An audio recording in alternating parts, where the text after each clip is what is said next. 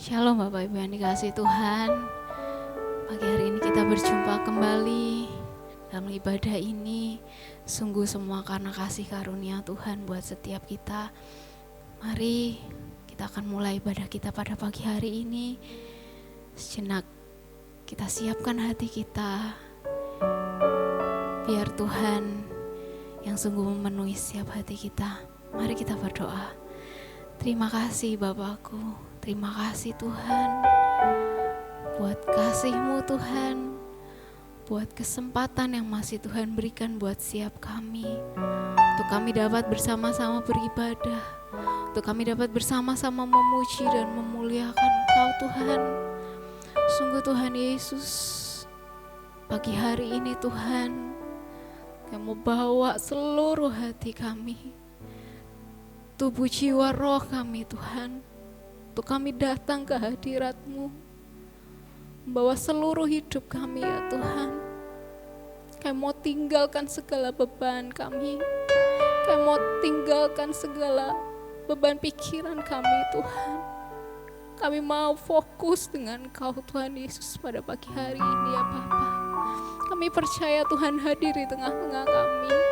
Kami percaya Tuhan ibadah ini bukan suatu ibadah yang rutinitas Tuhan, tapi Tuhan hadir dan Tuhan beracara untuk setiap kami Tuhan. Terima kasih Bapak, terima kasih Tuhan. Kami serahkan ibadah kami pada pagi hari ini dalam tangan-Mu Tuhan.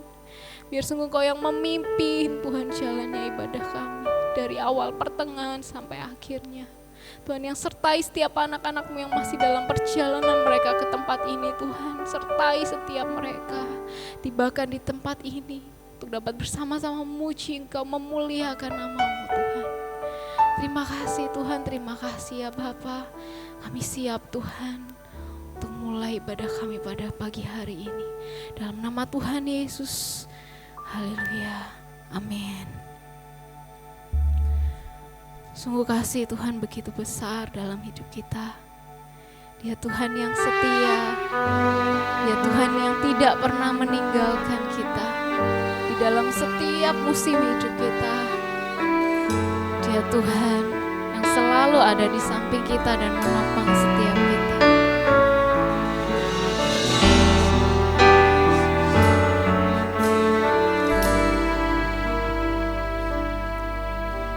Sungguh besar setiamu,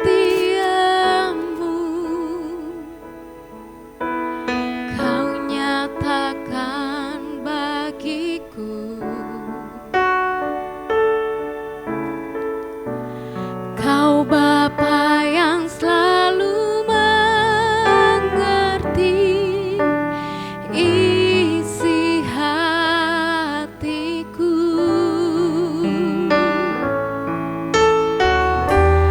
Kemuliaan-Mu Kau janjikan, aku tetap percaya. Ku percaya janji-Mu ajaib, terukir dalam kehidupanku. Ku berserah di dalam kekuatan-Mu, ku percaya.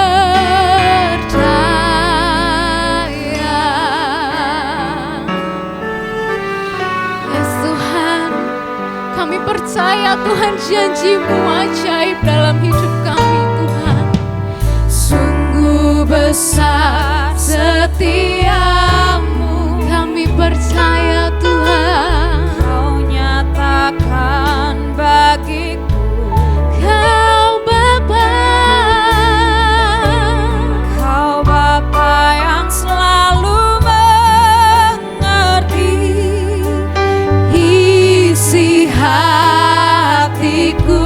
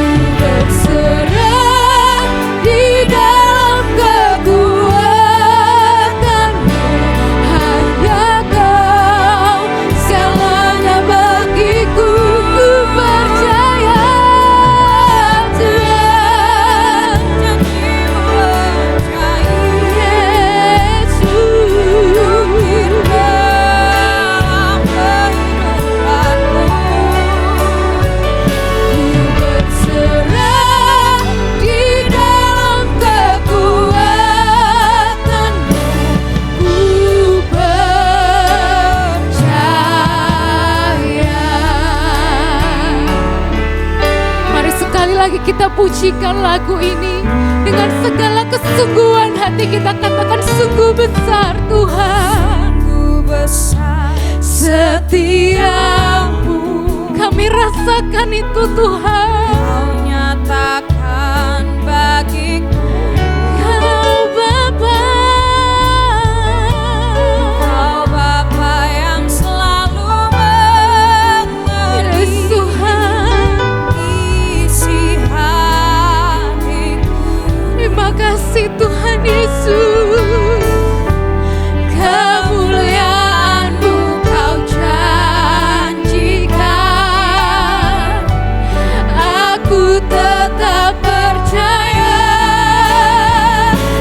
Percaya janji-Mu ajaib terukir dalam kehidupanku. Berserah di dalam kekuatan-Mu, hanya Kau segalanya bagiku. Ku percaya janji-Mu ajaib terukir dalam kehidupanku. Ku berserah di dalam kekuatan-Mu, ku percaya.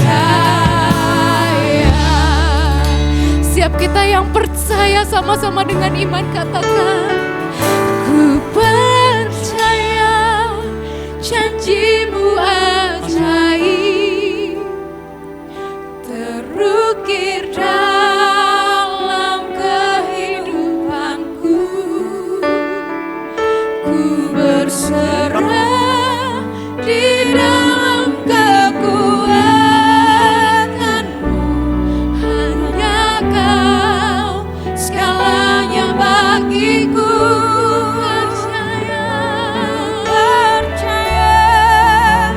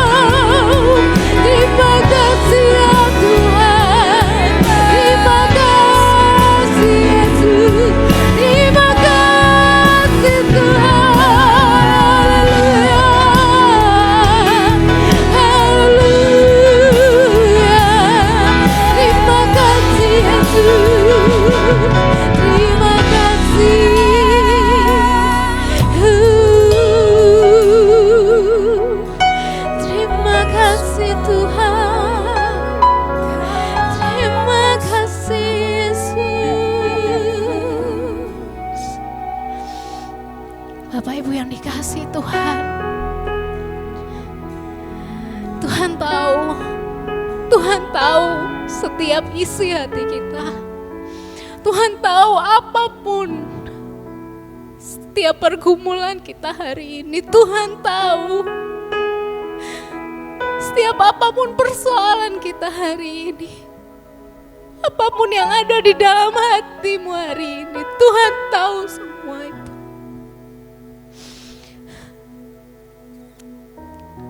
Saat Tuhan berjanji, Tuhan akan berikan damai sejahtera dan sukacita dalam hidup kita. Kita percaya janji itu iya dan amin dalam hidup kita. Kalau Tuhan berjanji, Tuhan akan memberkati seluruh hidup kita. Kita yakin dan percaya itu akan digenapi dalam hidup kita. Sungguh apapun yang kita alami hari ini, Dia Tuhan yang setia. Dia Tuhan yang gak pernah sekalipun meninggalkan setiap kita. Dia Tuhan yang begitu mengasihi setiap kita. Saat ini Tuhan hadir di tempat ini. Tuhan hadir di tempat ini. Tuhan ingin memeluk setiap kita. Apapun persoalan kita hari ini, taruh semua di bawah kaki Tuhan. Taruh semuanya. Yes. Mari sejenak kita bercakap-cakap dengan Tuhan. Mari sejenak kita bawa persembahan kita kepada Tuhan. Penyembahan yang terbaik kepada Tuhan Yesus. Jesus. Shikaralalala, kiaralalala. Shikaralalala, kiaralalala, bala, kiaralalala. Shikaralalala, kiaralalala. Yesus, Tuhan Yesus. Haleluya Tuhan. Kami percaya Tuhan. Terima kasih Yesus. Terima kasih ya Tuhan. Yesus Tuhan. Haleluya Yesus. Yesus. Ku percaya janji-Mu ajaib, terukir dalam kehidupanku. Yesus Tuhan, ini penyerahan kami kepadamu Tuhan. Kau yang lihat setiap hati anak-anak-Mu Tuhan, yang menyerahkan hati mereka kepadamu, menyerahkan hidup mereka kepadamu Tuhan. Yesus, terukir dalam kehidupanku. Ku berserah Tuhan, berserah di dalam kekuatan-Mu. Ku percaya. Saya undang Bapak Ibu semua untuk bangkit berdiri, katakan ku percaya Tuhan. Janji-Mu ajaib, kami percaya. Dalam kehidupanku, ku berserah di dalam kekuatan-Mu. Hanya selama bagiku Kau segalanya Tuhan.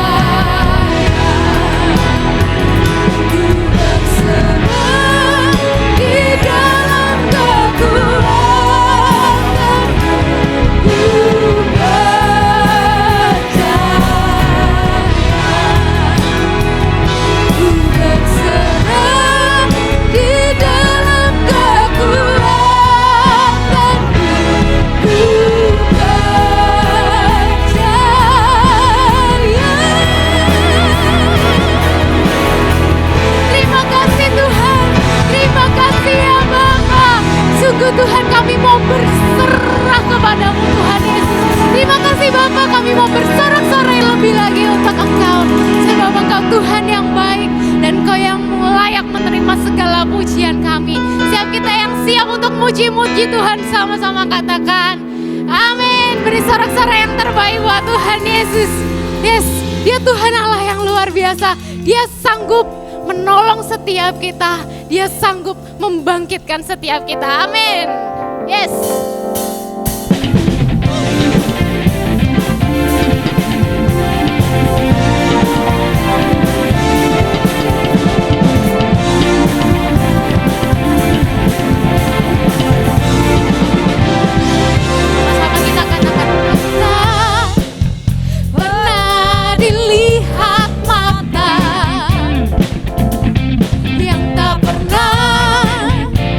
Didengar telinga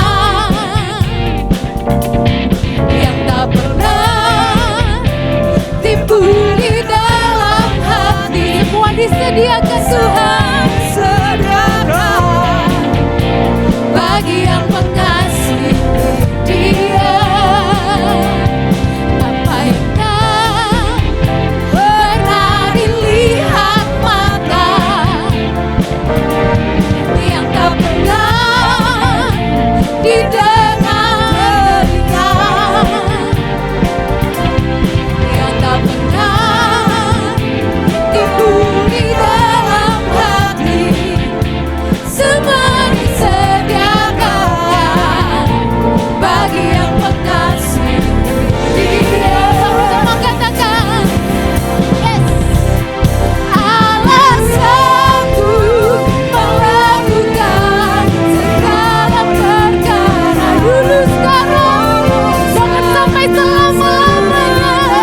Kuasanya tidak berubah. Alasanku melakukan segala perkara dulu sekarang dan selamanya.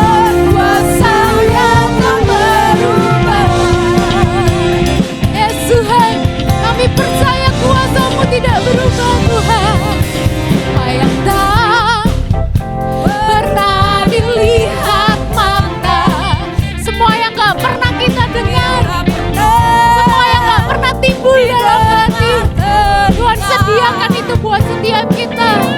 Yang tak pernah timbul di dalam hati, semua disediakan bagi yang mengasihi Dia. Katakan, alasanku melakukan segala perkara dulu sekarang dan selamanya. Kuasanya tidak berubah. Alasanku melakukan segala perkara dulu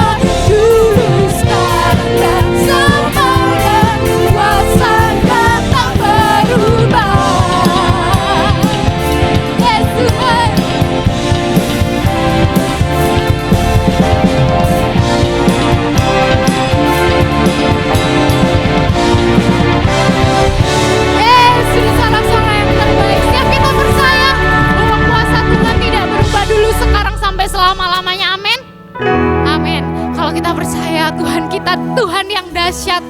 Tuhan, katakan Tuhan adalah perisai dalam hidup kita. Kita nggak perlu takut akan apapun. Amin. Yes. Semuanya tepuk tangan buat Tuhan Yesus.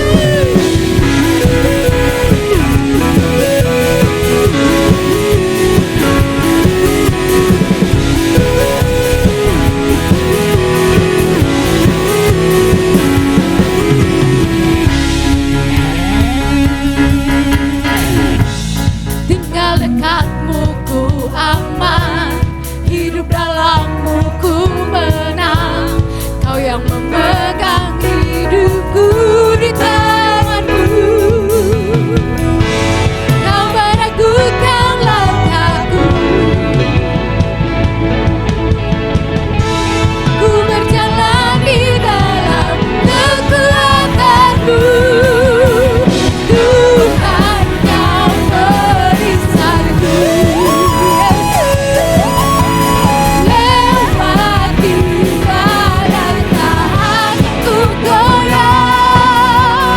Imanku tetap teguh, takkan ku ragu mengikutimu. Yes Tuhan,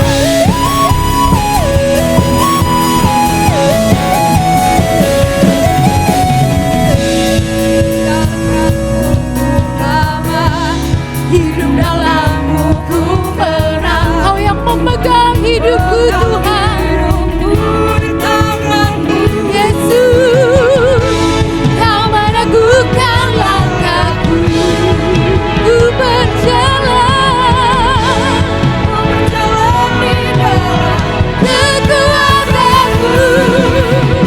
Tuhan, kau perisaiku,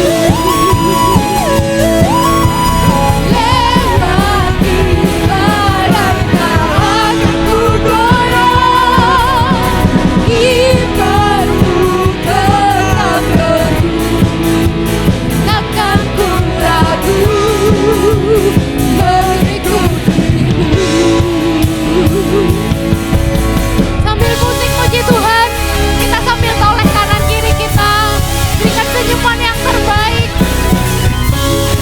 Luar biasa, Tuhan begitu baik dalam hidup kita.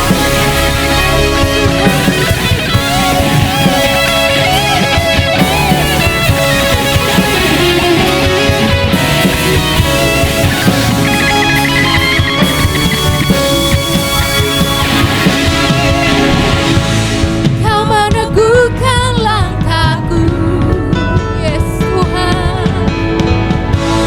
Ku berjalan di dalam kekuatanmu, kekuatanmu.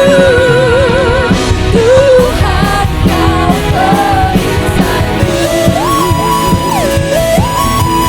lewati badai tak akan ku goyah. Imanku tetap teguh, takkan ku ragu mengikutimu. Takkan ku ragu mengikutimu.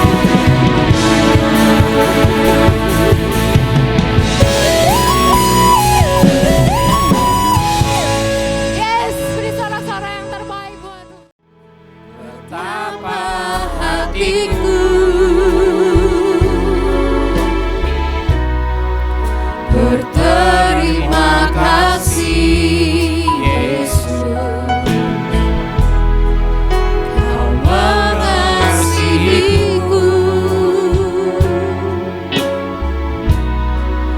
Kau memilikiku.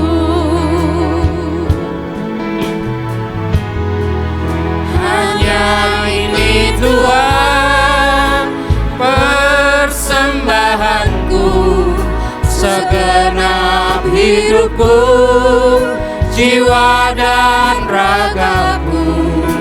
Sebab tak ku miliki harta kekayaan yang cukup berarti untuk ku persembahkan. Hanya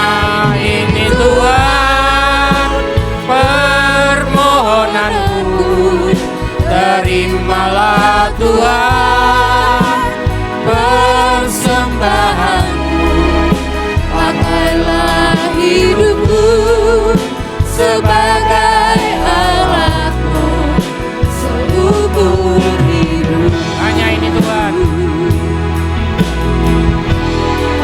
hanya ini Tuhan persembahanku, segenap hidupku, jiwa dan ragaku, sebab aku miliki harta kekayaan yang cukup berarti untuk persembahkan. Hanya ini Tuhan permohonanku, terimalah Tuhan persembahanku, pakailah hidupku sebagai alatmu seumur hidup. Hanya ini Tuhan,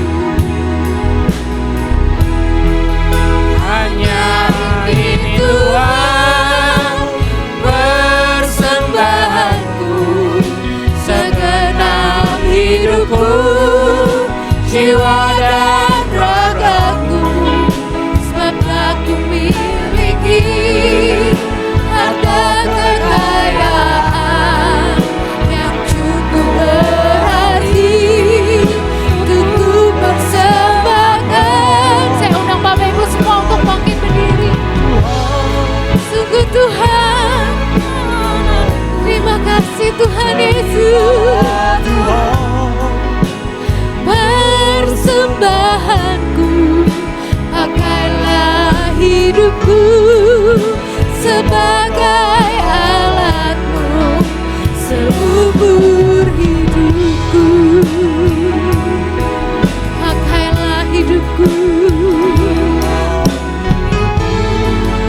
sebagai alatmu seumur hidupku. Terima kasih Tuhan, terima kasih ya Bapa. Sungguh ini segenap hati kami, ini segenap hidup kami ya Tuhan. Sungguh kami mau persembahkan semua yang terbaik untuk Engkau Tuhan Yesus. Terima kasih Bapa, terima kasih ya Tuhan.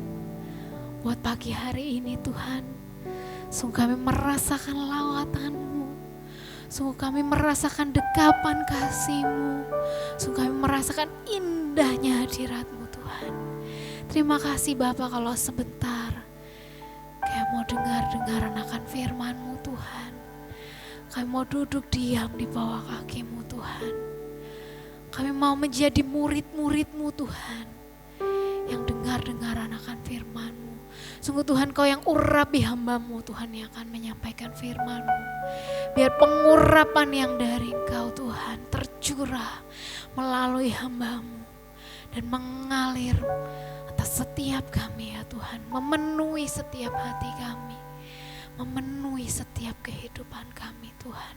Kami percaya setiap firman-Mu menjadi pelita dalam setiap langkah kehidupan kami. Kami gak akan takut lagi menghadapi hidup ini Tuhan, karena kami percaya Tuhan yang selalu beserta dengan setiap kami. Terima kasih Tuhan Yesus, terima kasih ya Bapa. Biar sungguh ya Tuhan, kami mau usirkan Tuhan segala kekuatan-kekuatan, kuasa-kuasa iblis yang mengganggu jalannya ibadah. Pada pagi hari ini kami mau bersatu hati mengusirkan di dalam nama Tuhan Yesus Kristus. Dihancurkan, dibantahkan Tuhan oleh kuasa darah-Mu Tuhan. Kami percaya Tuhan, Tuhan yang bertata dalam setiap hati kami. Dan kami percaya setiap benih firman-Mu akan tertanam, bertumbuh, berakar dan berbuah-buah dalam setiap kehidupan kami. Terima kasih Tuhan Yesus, terima kasih ya Bapa. Kami siap Tuhan untuk menerima firman-Mu. Dalam nama Tuhan Yesus Kristus, kami siap untuk terima firman Tuhan. Haleluya, amin. Shalom Jemaat GBT Kristus Hidup Jember, selamat pagi, senang kembali berjumpa dengan Anda. Meskipun masih secara online, tapi saya percaya bahwa apa yang akan saya sampaikan pada pagi hari ini benar-benar bisa menjadi berkat buat kita semua. dan bisa menjadi kekuatan buat kita semua. Dan saya berdoa bukan cuma menjadi berkat dan kekuatan Bapak Ibu, tapi saya berdoa bahwa setiap firman yang ditaburkan, biarlah kita sama-sama bisa menjadi pelaku firman Tuhan. Yang percaya sama-sama kita katakan amin. Bapak Ibu yang dikasihi Tuhan, tidak terasa kita sudah memasuki minggu kedua di bulan Desember. Minggu-minggu ini kita sudah semakin mendekati Natal, dan hari Natal sekali lagi adalah hari yang sangat ditunggu-tunggu oleh sebagian besar orang Kristen di seluruh dunia. Hari Natal adalah momen yang paling dinanti-nantikan. Yang pertama karena kita menyambut kedatangan Tuhan kita, kelahiran Tuhan kita Yesus Kristus. Dan yang kedua adalah karena momen berkumpulnya kita bersama dengan keluarga. Kehangatan di dalam keluarga kita akan rasakan di dalam Natal. Bapak Ibu yang dikasihi Tuhan, di dalam momen-momen Natal ini berbicara tentang kedatangan Tuhan, lahirnya Tuhan Yesus ke dunia, kita juga berbicara tentang kedatangan Tuhan yang kedua di dalam dunia ini. Kedatangan Tuhan kita sudah, kelahiran Tuhan kita sudah mengalami, kemudian Yesus sudah mati untuk kita, Dia sudah bangkit untuk kita, Dia sudah naik ke surga, dan yang kelima adalah peristiwa kelima adalah Dia akan datang lagi kedua kalinya. Hari ini kita sama-sama akan membaca firman Tuhan yang sangat menarik. Mari sama-sama kita mau siapkan Alkitab kita. Kita sama-sama mau buka Alkitab kita, natsnya di dalam 2 Petrus pasalnya yang ketiga, ayatnya yang ke-8 sampai yang ke-10, dan kita akan lanjut ke ayatnya yang ke-15. 2 Petrus 3 ayat 8 sampai 10 dan ayatnya yang ke-15. Saya akan bacakan, Bapak Ibu Saudara bisa sama-sama menyimak. Begini firman Tuhan. Ayat yang ke-8. Akan tetapi saudara-saudaraku yang kekasih, yang satu ini tidak boleh kamu lupakan, yaitu bahwa di hadapan Tuhan 1 hari sama seperti 1000 tahun, dan 1000 tahun sama seperti 1 hari. Tuhan tidak lalai menepati janjinya, sekalipun ada orang yang menganggapnya sebagai kelalaian. Tetapi Ia sabar terhadap kamu, karena Ia menghendaki supaya jangan ada yang binasa, melainkan supaya semua orang berbalik dan bertobat. Tetapi hari Tuhan akan tiba seperti pencuri. Pada hari itu langit akan lenyap dengan gemuruh yang dahsyat, dan unsur-unsur dunia akan hangus dalam nyala api, dan bumi dan segala yang ada di atasnya akan hilang lenyap. Anggaplah, ayat yang ke-15, anggaplah kesabaran Tuhan kita sebagai kesempatan bagimu untuk beroleh selamat. Seperti juga Paulus, saudara kita yang kekasih, telah menulis kepadamu menurut hikmat yang dikaruniakan kepadanya. Jadi pada pagi hari ini kita sama-sama akan belajar, kita sama-sama akan menyimak bagaimana Tuhan berbicara kepada kita tentang berjaga-jaga. Mari sama-sama katakan dengan saya, berjaga-jaga. Nah, Bapak Ibu yang dikasihi Tuhan, belakangan ini nubuatan-nubuatan atau peringatan-peringatan tentang kedatangan Tuhan untuk yang kedua kalinya sangat sering kita ketemui. Betul ya, banyak khotbah-khotbah, baik itu dari gembala, baik itu dari pendeta-pendeta gereja-gereja lain, baik itu juga melalui KKR, kemudian banyak sekali buku-buku tafsiran dan sejenisnya yang juga membahas bahwa ada waktu kedatangan Tuhan yang semakin dekat. Benar ya? Beberapa waktu lalu kita juga pernah diramalkan, oh nanti akhir dari dunia, kedatangan Tuhan di bulan Januari tahun 2021. Atau ada juga yang berdasarkan penanggalan suku Maya berakhir di tahun 2021, sehingga dengan berakhirnya tahun 2021 maka akan ada akhir dunia dan lain sebagainya. Seringkali kita mendengarkan tentang nubuatan-nubuatan itu. Benar ya Bapak Ibu ya, akhir-akhir ini apalagi sekarang di penghujung tahun 2021, nanti di awal tahun 2022 akan muncul lagi ramalan-ramalan bahwa nanti akhir dunia akan muncul, akan terjadi di tanggal 25 Desember 2022 misalnya. Bapak Ibu yang dikasihi Tuhan, jangan pernah percaya terhadap ramalan. Sekali lagi, jangan pernah percaya terhadap ramalan. Akhir-akhir ini banyak sekali ramalan. Akhir tahun banyak ramalan. Di awal tahun akan ada ramalan lagi untuk tahun 2022. Nah, dari dulu kita juga sering mendengar tentang statement tentang Tuhan segera datang, kedatangan Tuhan semakin dekat, dan lain sebagainya. Sehingga mungkin di antara kita yang dari kecil dan latar belakang kita keluarga Kristen dari dulu, mungkin kita orang-orang Kristen lama, statement ini sudah sering kita dengar. Sehingga kita saat ini ketika kita mendengar, bertobat, kedatangan Tuhan sudah dekat, ayo bertobat, kedatangan Tuhan sudah dekat. Kalau kita orang Kristen lama, kita sudah dengar dari dulu, mungkin dari nenek kita udah pernah mendengar, dari mama kita sudah pernah mendengar, sampai kita pun menceritakan kepada anak kita bahwa kedatangan Tuhan sudah dekat. Nah, sehingga mungkin sebagian dari kita berpikir begini, dari dulu, mungkin beberapa dari kita yang sudah lama jadi orang Kristen, sejak saya kecil, juga sering disebut kok kedatangan Tuhan sudah dekat, tetapi mana? Sampai sekarang nggak datang-datang Tuhan. Sampai saya sudah punya anak belum datang Tuhan. Sampai saya punya cucu juga belum datang Tuhan. Dari dulu selalu dikatakan bahwa kedatangan Tuhan sudah dekat. Akhir zaman sudah dekat. Tapi mana? Tapi Bapak Ibu, firman Tuhan berbunyi dalam Daniel 12 ayat yang keempat. Ya, ini menandakan bahwa akhir zaman, memang hari-hari ini adalah akhir-akhir zaman. Dalam Daniel 12 ayat keempat, firman Tuhan berkata, "Tetapi engkau Daniel, sembunyikanlah segala firman itu dan meteraikanlah kitab itu sampai pada akhir zaman. Banyak orang akan menyelidikinya dan pengetahuan akan bertambah." Dan nubuatan ini memang benar Bapak Ibu, benar ya. Saat ini banyak sekali nubuatan terbukti di toko-toko buku, semakin banyak buku-buku yang mengupas tentang akhir zaman. Kalau kita pergi ke Gramedia, kalau kita pergi ke toko-toko buku rohani, salah satu buku yang terbanyak kalau kita pergi adalah, salah satu buku yang terbanyak kalau kita lihat adalah buku-buku yang menafsirkan tentang akhir zaman, buku-buku yang menubuatkan tentang akhir zaman, tanda-tanda akhir zaman dan lain sebagainya. Itu sangat banyak Bapak Ibu.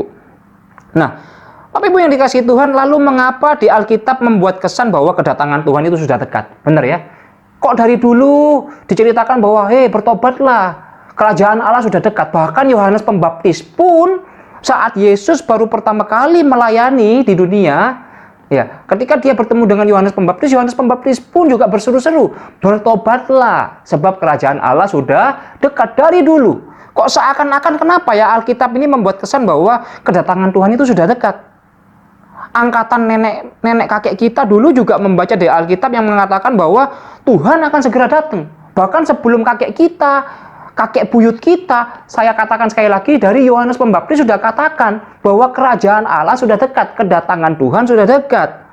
Bahkan sampai saat ini kita cucu-cucunya, moyang-moyangnya, kita buyut-buyutnya, sampai anak kita juga dijelaskan bahwa ayo bertobat, kerajaan Allah sudah dekat. Nah, Alkitab membuat seolah-olah kedatangan Tuhan tersebut selalu melekat dan selalu diingatkan di sepanjang masa kehidupan orang Kristen. Benar ya Bapak Ibu ya? Alkitab selalu mengingatkan kita bahwa kedatangan Tuhan ini sudah dekat. Kenapa ya Bapak Ibu ya? Kenapa kok Alkitab selalu mengingatkan kita nih, ingat loh, kerajaan Allah sudah dekat. Bertobat. Nah, Bapak Ibu, ini yang perlu saya garis bawahi adalah hal ini dikarenakan karena Tuhan ingin agar kita selalu dalam keadaan bersiap-siap dan berjaga-jaga. Sekali lagi, kenapa kok di dalam Alkitab kok selalu melekat ya? Ayo berjaga-jaga, ayo bertobat, kerajaan Allah sudah dekat. Bertobatlah, kerajaan Allah sudah dekat. Sejak zamannya Yohanes Pembaptis. Ini melekat di dalam Alkitab. Karena apa Bapak Ibu? Sekali lagi dikarenakan Tuhan ingin agar kita selalu dalam keadaan bersiap-siap dan berjaga-jaga. 2 Petrus 3 ayat yang ketiga sampai keempat kita sama-sama baca. Bapak Ibu yang dikasihi Tuhan, begini firman Tuhan. "Pada hari-hari zaman akhir akan tampil pengejek-pengejek dengan ejekan-ejekannya, yaitu orang-orang yang hidup menuruti hawa nafsunya. Kata mereka, di manakah janji tentang kedatangannya itu? Sebab sejak bapak-bapak leluhur kita meninggal, segala sesuatu tetap seperti semula pada waktu dunia diciptakan." Ya. Pada hari-hari zaman akhir ini kita sudah mulai nih, udah dari dulu kok. Udah dari dulu diceritakan. Kerajaan Allah sudah dekat. Kakek kita, nenek kita, ayah kita ngajarin kita juga. Kerajaan Allah sudah dekat. Gembala kita bercerita tentang kerajaan Allah sudah dekat. Bertobat. Kedatangan Tuhan yang kedua sudah dekat. Hari ini Bapak Ibu, kita diingatkan sama Tuhan.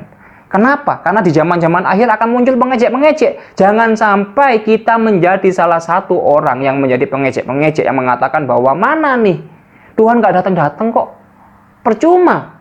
Ya kan? Dari dulu diceritakan Yesus mau datang, mana sampai sekarang nggak datang-datang. Bapak Ibu yang dikasihi Tuhan, hari ini kita diingatkan sama Tuhan. Kenapa kok cerita tentang kedatangan Tuhan ini selalu melekat di dalam Alkitab? Karena apa Bapak Ibu? Untuk membuat kita bersiap-siap dan berjaga-jaga. Kita selalu diminta oleh Tuhan untuk berjaga-jaga. Ya. Nah, ada juga orang yang berpandangan ekstrim, sebaliknya. Ada juga orang yang terlalu beriman Sampai mereka berkata seperti ini, untuk apa bersusah payah bekerja? Ini kebalikannya yang tadi ya, ada juga pengejek-pengejek kalau ini orang yang terlalu mungkin beriman Bapak Ibu. Untuk apa ya bersusah payah bekerja? Tuhan sudah mau datang kok, nggak perlulah cari uang, kita tinggal aja di rumah. Tabungan kita masih cukup kok, nggak perlulah kerja lah kita santai aja, kita tunggu aja kedatangan Tuhan. Sebentar lagi mau datang kok Tuhan. Ya, nah Bapak Ibu, ada juga yang berpikiran begini, untuk apa saya kerja keras bersusah payah? Lebih baik saya menikmati dunia ini dengan harta yang saya miliki ini sebelum Tuhan datang. Buat apa kerja keras? Tapi Bapak Ibu, Alkitab menyatakan bahwa tidak ada seorang pun yang tahu kapan datangnya Tuhan. Tidak ada seorang pun yang tahu kapan waktu itu akan tiba. Bisa jadi nanti kita sudah jadi kakek nenek, Tuhan juga belum datang. Bisa jadi 5 menit lagi setelah firman ini disampaikan, Tuhan datang. Bisa jadi saat saya berbicara, tiba-tiba Tuhan datang. Sekali lagi, tidak ada seorang pun yang tahu. Anak pun tidak tahu, hanya Bapa di surga yang tahu. Jadi hari-hari ini Bapak Ibu yang dikasihi Tuhan, kata-kata berjaga-jaga selalu dikonotasikan bahwa Tuhan akan segera datang. Atau istilah orang dunia yaitu kiamat sudah dekat. Dunia akan berakhir. Nah, mari kita merenungkan definisi dari kata berjaga-jaga ini dengan cara yang berbeda. Yuk kita sama-sama mau lihat di dalam Matius 26 ayat yang ke-40. Kita sama-sama akan merenungkan ya, di dalam Matius 26 ayatnya yang ke-40. Nah, yang sudah dapat kita sama-sama baca, begini firman Tuhan.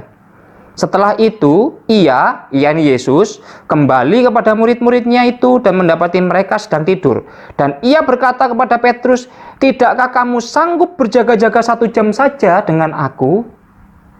Sekali lagi ya Bapak Ibu ya. Setelah itu, Yesus, kembali kepada murid-muridnya itu dan mendapati mereka sedang tidur. Dan ia berkata kepada Petrus, tidakkah kamu sanggup berjaga-jaga 1 jam dengan aku? Yesus mendapati murid-muridnya sedang tertidur di saat Yesus berdoa di Taman Getsemani. Ya, saat itu Yesus berdoa di Taman Getsemani, kemudian Yesus melihat saat dia berdoa, dia turun, dia lihat murid-muridnya semua sedang tidur, Bapak Ibu. Padahal sebelumnya sudah jelas Yesus sudah menyuruh murid-muridnya untuk berjaga-jaga. Sementara itu saat dia berdoa, ketika dia turun, tiba-tiba murid-muridnya sudah tertidur. Nah, dari ayat di atas, lawan berjaga-jaga sama dengan ketiduran. Jadi lawannya berjaga-jaga adalah ketiduran. Tidur adalah tanda kita sedang lengah, Bapak Ibu. Jadi tidak berjaga-jaga adalah sama dengan tidur. Betul ya, Bapak Ibu ya? Tidak berjaga-jaga berarti sama dengan kita sedang tertidur. Nah, ciri-ciri orang yang tidur atau ketiduran adalah tidak menyadari apa yang terjadi di sekelilingnya. Contohnya nih, orang yang sedang tidur, jika dipanggil, dia tidak akan menyaut. Orang yang sedang tidur, dia tidak akan menoleh ketika dia sedang tidur. Dia tidak akan menoleh ketika dia dipanggil sama temannya. Kalau dia masih menyaut, kalau dia masih menoleh ketika dipanggil temannya, berarti dia belum tidur, Bapak Ibu. Ya. Contoh yang kedua, orang yang tertidur di dalam mobil tidak akan menyadari sejauh mana jarak mobil sudah ditempuh. Contohnya nih Bapak Ibu, saya pernah dulu waktu pulang dari Gorontalo menuju ke Jember, sampai di Surabaya, kemudian saya dijemput naik mobil. Sampai di mobil saya langsung tertidur Bapak Ibu. Bangun-bangun, nggak kerasa sudah sampai di depan Lipo Mall, Lipo Plaza di kota Jember. Bayangkan Bapak Ibu, jadi saya tidak tahu apa yang terjadi dari Surabaya, Probolinggo, Lumajang, Jember, apakah ada kemacetan, apakah ada pohon tumbang, atau apakah ada laka lantas. Karena apa? Karena saya sedang tidur, saya tidak menyadari apa yang terjadi. Yang ketiga, saat kita nonton TV, atau kita nonton film. Saat kita nonton film, saat kita tertidur, kita nggak akan tahu apa ceritanya yang terjadi. Benar ya Bapak Ibu ya?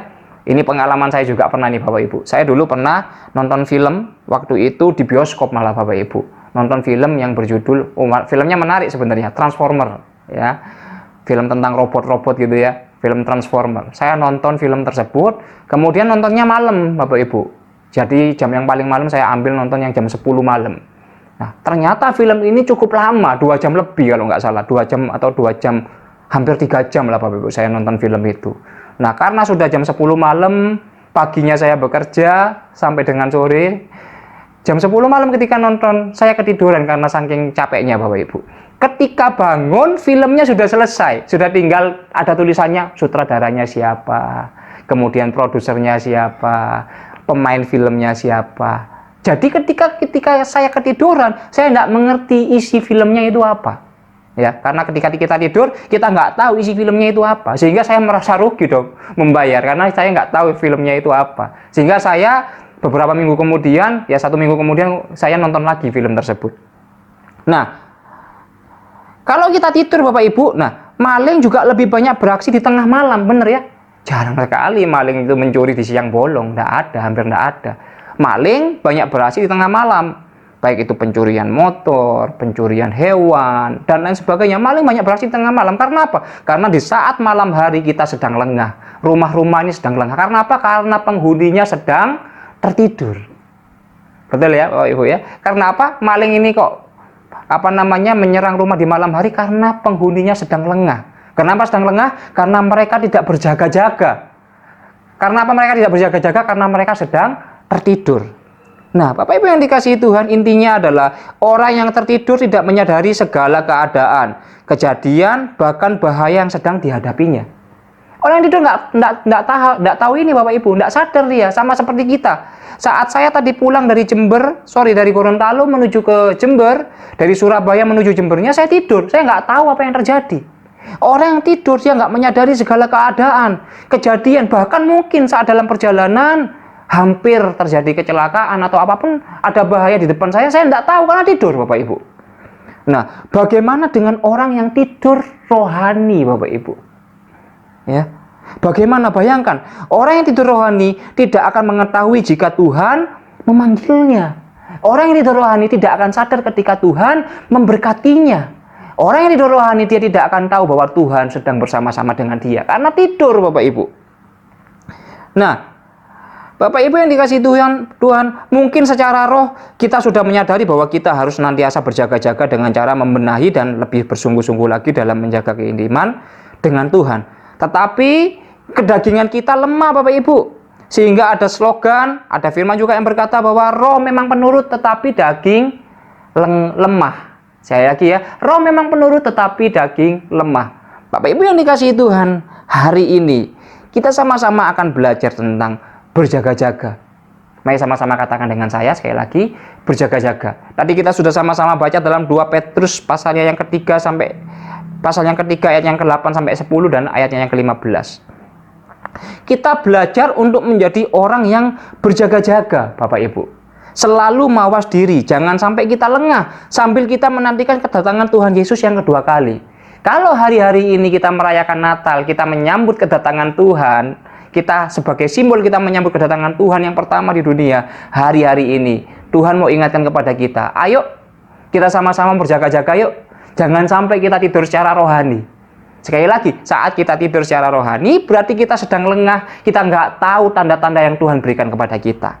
Nah, ada beberapa poin, ada 3 poin yang akan saya sampaikan pada pagi hari ini, Bapak Ibu, tentang 2 Petrus 3 ayat 8 sampai 10 dan ayatnya yang ke-15. Poin yang pertama adalah waktu Tuhan mencerminkan toleransinya.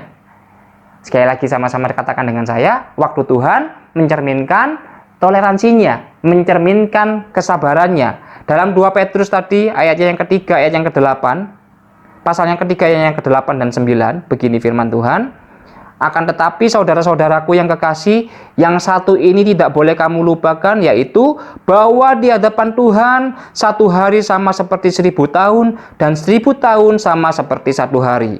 Tuhan tidak lalai menepati janjinya, sekalipun ada orang yang menganggapnya sebagai kelalaian, tetapi ia sabar terhadap kamu, karena ia menghendaki supaya jangan ada orang yang binasa, melainkan supaya semua orang berbalik dan bertobat.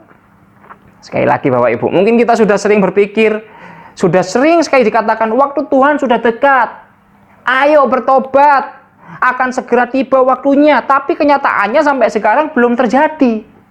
Dari nenek saya dulu sudah dikatakan, nenek saya kalau bilang sama saya, ayo bertobat nak.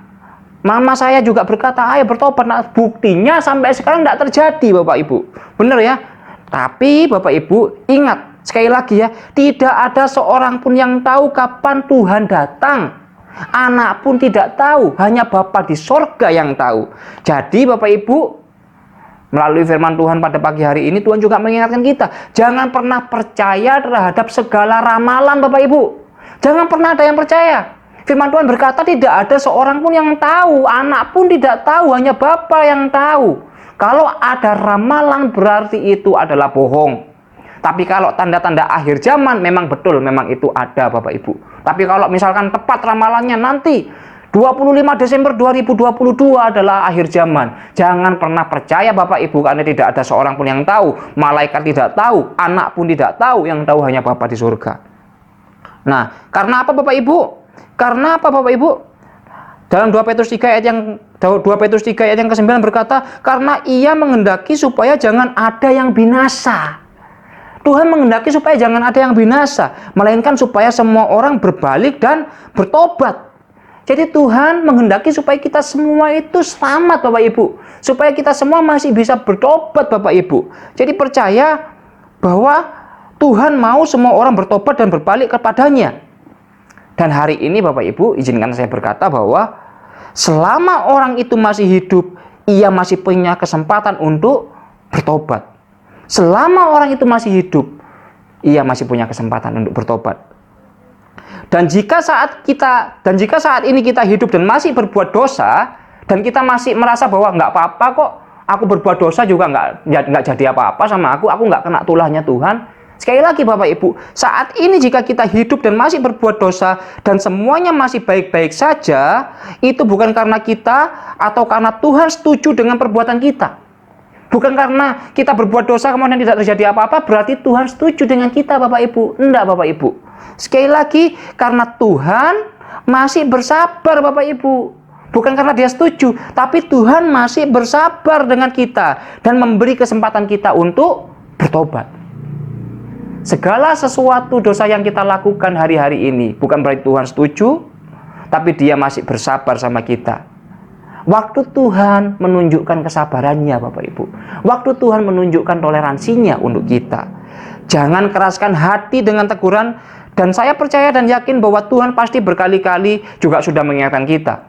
Baik itu melalui doa, saat kita berdoa, saat kita bersaat teduh, mungkin Tuhan berbicara kepada Bapak Ibu melalui doa Bapak Ibu, atau mungkin melalui gembala Bapak Ibu, atau mungkin melalui teman-teman di sekitar Bapak Ibu, atau mungkin melalui papa mama kita. Tuhan mengingatkan kita. Mari Bapak Ibu, hari ini saudara-saudara yang dikasihi Tuhan, jangan keraskan hatimu. Mari kita mau dengar apa yang mau Tuhan bicarakan kepada kita. Bapak Ibu yang dikasihi Tuhan, Tuhan sabar menunggu kita, tapi ingat, kesabaran Tuhan juga ada batasnya. Ya, kesabaran Tuhan juga ada batasnya. Sekali lagi, Tuhan sabar menunggu kita, tapi kesabaran Tuhan juga ada batasnya. Yang kedua, mereka yang meremehkan kesabarannya akan mengalami kejutan. Dalam nats Alkitab yang kita baca tadi, dalam 2 Petrus 3 ayat yang ke-10, firman Tuhan berkata, tetapi hari Tuhan akan tiba seperti pencuri. Sekali lagi kita sama-sama baca ya. 2 Petrus 3 ayat 10. Tetapi hari Tuhan akan tiba seperti pencuri, Bapak Ibu. Artinya apa Bapak Ibu? Artinya orang yang lengah akan terkejut dan menyesal. Namanya aja tiba-tiba datang seperti pencuri, kita nggak tahu Bapak Ibu. Ya, tadi dalam ilustrasi yang tadi saya sampaikan, kalau kita tidur, maling itu datangnya saat apa Bapak Ibu? Maling itu datang saat kita sedang tidur. Karena apa? Karena kita sedang lengah. Jadi firman Tuhan ingatkan kepada kita, hari Tuhan akan tiba seperti pencuri. Nah, mari saat Tuhan datang kita mau menyambutnya dengan sukacita, jangan kita lengah Bapak Ibu. Nah, orang yang hidup sia-sia, tidak hidup dalam ketaatan, pasti akan terkejut. Mereka yang hidupnya, ya asal hiduplah, asal jalan, saat Tuhan datang pasti mereka akan terkejut. Ingat Bapak Ibu, pada hari kedatangan Tuhan, semua lidah akan mengaku dan semua lutut bertelut mengaku bahwa Yesus adalah Tuhan dan Juru Selamat. Ingat ya Bapak Ibu ya, pada waktunya nanti semua lidah akan mengaku, semua lutut akan bertelut mengaku bahwa Yesus adalah Tuhan. Nah, pertanyaannya adalah, apakah kita sudah siap menyambut Tuhan? Apakah kita sudah berjaga-jaga dalam menyambut Tuhan? Apakah saat nanti kita datang, saat Tuhan datang kita sudah menyambutnya dengan sukacita? Atau malah kita termasuk orang-orang yang kaget saat Tuhan datang? Apakah nanti saat Tuhan datang, kita sudah siap menyambut dengan gembira karena ada persiapan yang baik? Atau malah kita nanti sedih Bapak Ibu, karena tahu Tuhan datang, kita nggak siap, kita sedih Bapak Ibu, karena nggak siap apa-apa.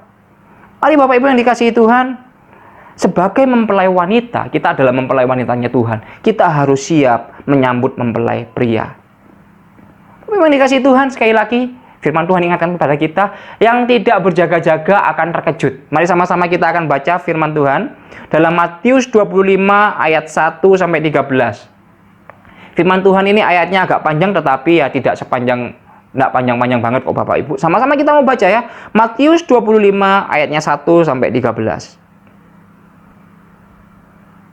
Begini firman Tuhan Bapak Ibu. Di dalam perikopnya dikatakan bahwa gadis-gadis yang bijaksana dan gadis-gadis yang bodoh.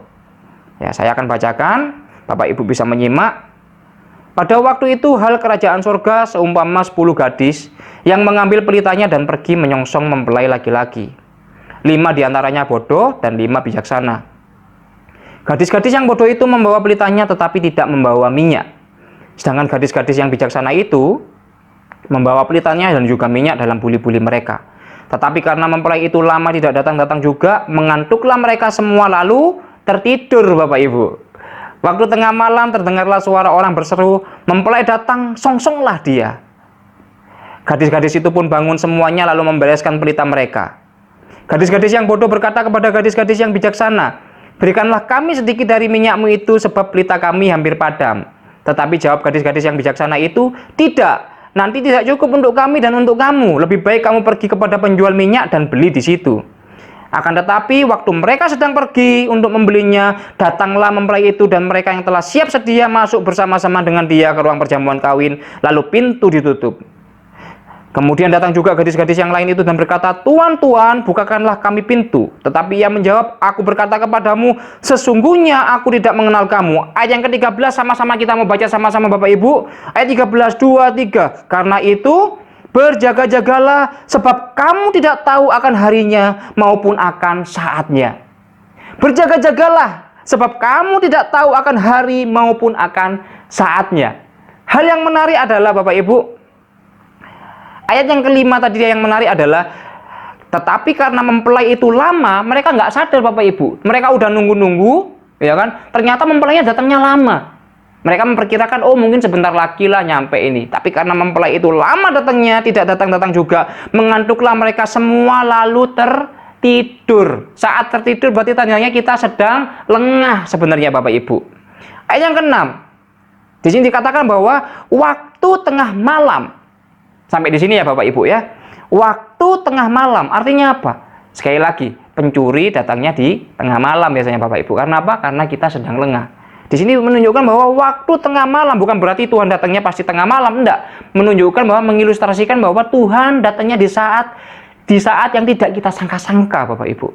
Waktu tengah malam terdengarlah suara orang berseru, mempelai datang, songsonglah dia. Bapak Ibu yang dikasihi Tuhan, sesuatu hal yang sangat menarik Bapak Ibu. Dan di ayat yang ke-13 dikatakan bahwa berjaga-jagalah sebab kamu tidak tahu akan hari maupun akan saatnya. Kita nggak pernah tahu Bapak Ibu kapan waktu Tuhan tiba. Hari-hari ini sekali lagi 25 Desember 2021 kita akan merayakan kelahiran Sang Juru Selamat kita datang pertama kali ke dunia. Tetapi Bapak Ibu, untuk kedatangannya yang kedua, kita tidak pernah tahu kapan waktunya akan tiba, kapan saatnya akan tiba. Mari Bapak Ibu, jangan sampai kita seperti gadis bodoh Bapak Ibu, 5 gadis bodoh dan 5 gadis bijaksana. 5 gadis yang bodoh itu membawa pelita tapi tidak membawa minyak. Jadi persamaannya adalah mereka sama-sama sebenarnya sama-sama tertidur Bapak Ibu. Tapi yang 5 gadis bodoh, dia tidak mempersiapkan segala sesuatunya. Dia cuma bawa pelita tapi dia tidak membawa minyak. Nah, 5 gadis yang bijaksana membawa pelita dan juga minyak dalam buli-buli mereka. Nah, saat mempelai itu lama tidak datang-datang dan mereka tertidur ini tadi artinya lengah ya Bapak Ibu ya. Nah, akhirnya apa? Akhirnya gadis bodoh itu kehabisan minyak dan tidak bisa menyambut mempelai prianya Bapak Ibu. Nah, lain halnya dengan 5 gadis yang bijaksana itu. Meskipun mereka sedang lengah sebenarnya, tapi mereka masih mempersiapkan segala sesuatu. Hari ini Bapak Ibu, hari ini kita belajar dari 5 gadis bijaksana dan 5 gadis bodoh itu. 5 gadis yang bijaksana ini, dia berjaga-jaga. Dia khawatir kalau mempelainya lama datang, sehingga minyaknya habis, sehingga mereka mempersiapkan minyak. Hari ini kita diingatkan sama Tuhan sekali lagi, berjaga-jagalah sebab kita tidak tahu kapan waktunya akan tiba. Ya, kita memang perlu memikirkan pakaian, kita memang perlu memikirkan pekerjaan, kita memang perlu memikirkan bisnis kita, bagaimana supaya berhasil. Kita memang perlu memikirkan keluarga kita. Semuanya perlu, Bapak Ibu. Tidak ada yang tidak perlu. Semuanya itu perlu dalam hidup kita. Hidup kita harus seimbang, Bapak Ibu. Hidup kita harus balance, Bapak Ibu. Tapi Bapak Ibu, jangan lupakan juga, kita juga harus memikirkan perkara rohani. Kita jangan terus cuma memikirkan hal-hal dunia. Kita memikirkan, oh aku mau menghias pohon Natal, sebentar lagi Natal aku mau pakai baju apa, sebentar lagi aku mau kembaran baju dengan saudara-saudaraku, mungkin beli sepatu baru, mungkin mau mengantar parcel buat saudara-saudara atau buat tetangga-tetangga. Memang betul, semua itu perlu dipikirkan. Tapi Bapak Ibu, hari ini kita diingatkan lagi, di tengah-tengah kesibukan kita, di dalam dunia kita ada di dalam dunia, di tengah-tengah kesibukan kita, di tengah-tengah pekerjaan kita sedang sibuk. Mungkin hari-hari ini kita sibuk berlatih. Mungkin Bapak Ibu ada yang berlatih paduan suara, ada yang berlatih drama. Mungkin anak-anak muda hari-hari ini berlatih musik patrol untuk merayakan nanti Natal, dan lain sebagainya. Ingat, perkara rohani juga harus kita pikirkan. Jangan sampai kita lengah, kemudian saat Yesus datang kita nggak siap, sama seperti gadis bodoh. Kemudian mempelai pria akan berkata seperti ini, aku berkata kepadamu, sesungguhnya aku tidak mengenal kamu. Bayangkan Bapak Ibu, di tengah-tengah kesibukan kita, tiba-tiba ketika Tuhan Yesus datang, dia berkata, aku tidak mengenal kamu. Mari pada pagi hari ini, kita sama-sama belajar bahwa poin yang kedua adalah, mereka yang meremehkan kesabarannya akan mengalami kejutan. Ingat tadi ya, bahwa waktu Tuhan itu menunjukkan toleransinya Bapak Ibu. Waktu Tuhan menunjukkan kesabarannya. Ya, bukan berarti saat kita berbuat dosa, dia setuju Bapak Ibu. Bukan. Tapi dia masih sabar menunggu kita untuk bertobat, supaya kita tidak binasa. Dan mereka yang meremehkan kesabarannya akan mengalami kejutan. Karena apa Bapak Ibu? Karena firman Tuhan berkata, hari Tuhan akan tiba seperti pencuri. Bapak Ibu yang dikasihi Tuhan, poin yang ketiga adalah, yang terakhir adalah, kesabaran Allah seharusnya menginspirasi kita untuk produktif. Sekali lagi ya, kesabaran Allah seharusnya menginspirasi kita untuk produktif. Bapak Ibu yang dikasihi Tuhan, anggaplah kesabaran Tuhan itu sebagai kesempatan bagi kita untuk beroleh selamat. Ya, dalam 2 Petrus 3 ayat 15 dikatakan bahwa anggaplah kesabaran Tuhan sebagai kesempatan bagimu untuk beroleh selamat. Seperti juga Paulus, saudara kita yang kekasih, telah menulis kepadamu menurut hikmat yang dikaruniakan kepadanya. Jadi Bapak Ibu, dalam 2 Petrus 3 ayat 15 dikatakan bahwa anggaplah kesabaran Tuhan itu sebagai kesempatan bagimu untuk beroleh selamat.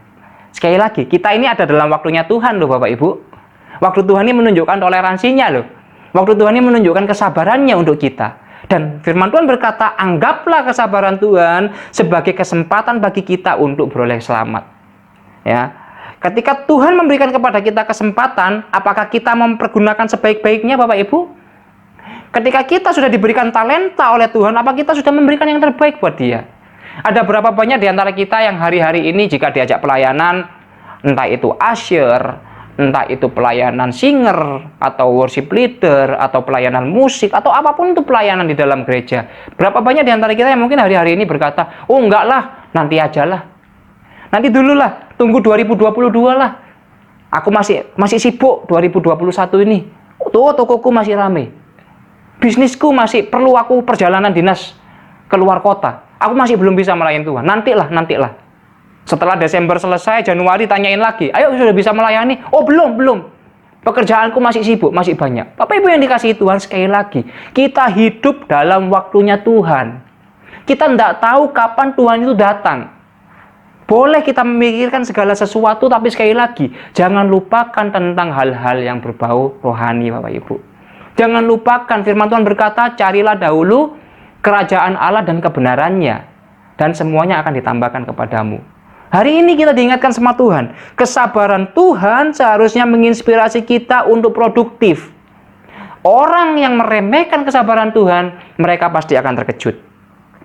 Nah, Karena itu Bapak Ibu, dalam Efesus 5 ayat 15 sampai 16, Efesus 5 ayat 15 sampai 16 begini firman Tuhan, "Karena itu perhatikanlah dengan seksama bagaimana kamu hidup, jangan seperti orang bebal, tetapi seperti orang arif." Perhatikan Bapak Ibu, "Dan pergunakanlah waktu yang ada karena hari-hari ini adalah jahat." Dan pergunakanlah waktu-waktu yang ada karena hari-hari ini adalah jahat. Perhatikanlah dengan seksama, belajar untuk mengevaluasi waktu yang sudah kita gunakan Bapak Ibu. Kita mulai belajar mengevaluasi. Hari ini apakah aku sudah produktif? Minggu ini apa yang sudah aku kerjakan? Dalam 1 bulan ini apa yang sudah aku capai? 1 tahun ini 2021 sudah apa yang aku kerjakan? Mari kita belajar, mulai mengatur waktu kita. Sekali lagi ingat ya, kita ada dalam waktunya Tuhan. Buat teman-teman, pemuda-pemuda, remaja, mari kita sama-sama mulai pikir. Berapa banyak HP waktu yang kita gunakan untuk main HP? Berapa banyak di antara kita yang hari-hari ini masih lebih banyak bermain PUBG, lebih banyak bermain Free Fire, atau Mobile Legend, atau lihat-lihat sosial media, Instagram, TikTok, dan lain sebagainya, daripada kita mempergunakan waktu kita untuk belajar, kita mempergunakan waktu kita untuk sekolah, kita mungkin mempergunakan waktu kita untuk les, dan juga kita mempergunakan waktu kita untuk berdoa. Coba kita bandingkan, dalam 1 hari ini saja, berapa banyak waktu yang kita gunakan yang benar-benar produktif Bapak Ibu dan teman-temanku. Nah, sekali lagi Bapak Ibu, pergunakanlah waktu kita dengan sangat berharga. Nah, ketika kita membuang waktu, itulah yang dikatakan hari yang jahat. Lebih produktif artinya menjadi lebih memberkati, lebih bermakna, lebih mendatangkan sukacita, lebih membawa kebahagiaan, lebih berhasil, lebih membawa keberuntungan bagi orang lain dan tentunya keluarga.